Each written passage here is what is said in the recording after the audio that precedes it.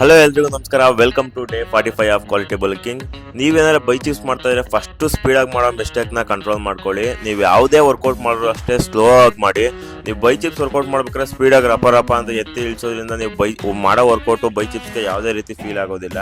ನೀವು first workout ಬಂದು ನಿಮಗೆ ಬೈಚಿಪ್ಸ್ಗೆ ಡಂಬಲ್ ಆಲ್ಟರ್ನೇಟಿವ್ ಕರ್ಲ್ ಇರುತ್ತೆ, ಅದನ್ನ ಎಷ್ಟು ಸ್ಲೋ ಆಗಿ ಮಾಡ್ತೀರೋ ಅಷ್ಟು ಎಫೆಕ್ಟ್ ಇರುತ್ತೆ. ಸೆಕೆಂಡ್ ವರ್ಕೌಟ್ ಬಂದು ನಿಮಗೆ ಜಿಗ್ಜಾಗ್ ಬಾರಲ್ಲಿ ಜಿಗ್ಜಾಗ್ ಕರ್ಲ್ ಮಾಡಬೇಕಾಗುತ್ತೆ. 3 ಸೆಟ್ಸ್ ಮಾಡಿ 14, 12, 10 ಕಡಿಮೆ ವೆಯ್ಟ್ ಆದ್ರೂ ಪರವಾಗಿಲ್ಲ, ಕರೆಕ್ಟ್ ರೆಪಿಟೇಷನ್ ಮಾಡಿ.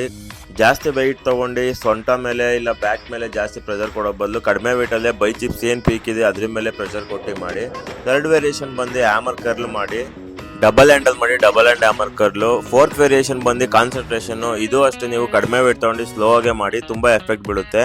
ಜಿಮ್ಮಲ್ಲಿ ನಾನು ವರ್ಕೌಟ್ ಇವತ್ತು ಶೋಲ್ಡ್ರು ಮತ್ತು ಚೆಸ್ಟ್ ಇತ್ತು. ನಾನು ವರ್ಕೌಟ್ ಮುಗಿಸ್ಕೊಂಡು ಮನೆಗೆ ಬಂದು ಡೈಲಿ ರೋಟೀನು ವೆಜಿಟೇಬಲ್ಸ್ ಎಲ್ಲ ಬಾಯ್ಲ್ ಮಾಡ್ಕೊಂಡು, ಇವತ್ತಷ್ಟೇ ಆಗಿದ್ದರಿಂದ ಚಿಕನ್ ತಿನ್ನಲ್ಲ, ಅದಕ್ಕೋಸ್ಕರ 400 ಗ್ರಾಮ್ ಪನ್ನೀರ್ನ ಇವತ್ತು ನಾನು ಡಯಟ್ ಮಿಲ್ಗೆ ಆ್ಯಡ್ ಮಾಡ್ಕೊಂಡು ಈವ್ನಿಂಗ್ ಸ್ನ್ಯಾಕ್ಸು ಪನ್ನೀರ್ ತಿನ್ಕೊಂಡು, ಹಂಗೆ ಒಂದು 100 ಗ್ರಾಮ್ ಪಪಾಯ ತಿನ್ಕೊಂಡು, ಮತ್ತೆ ನೈಟ್ ಮಿಲ್ಗೆ 3 ಚಪಾತಿ, ಪನ್ನೀರು, ಸ್ವಲ್ಪ ವೆಜಿಟೇಬಲ್ಸ್ ತಿನ್ಕೊಂಡು ಇವತ್ತು ನಾನು ಡೇನ ಎಂಡ್ ಮಾಡ್ತೀನಿ.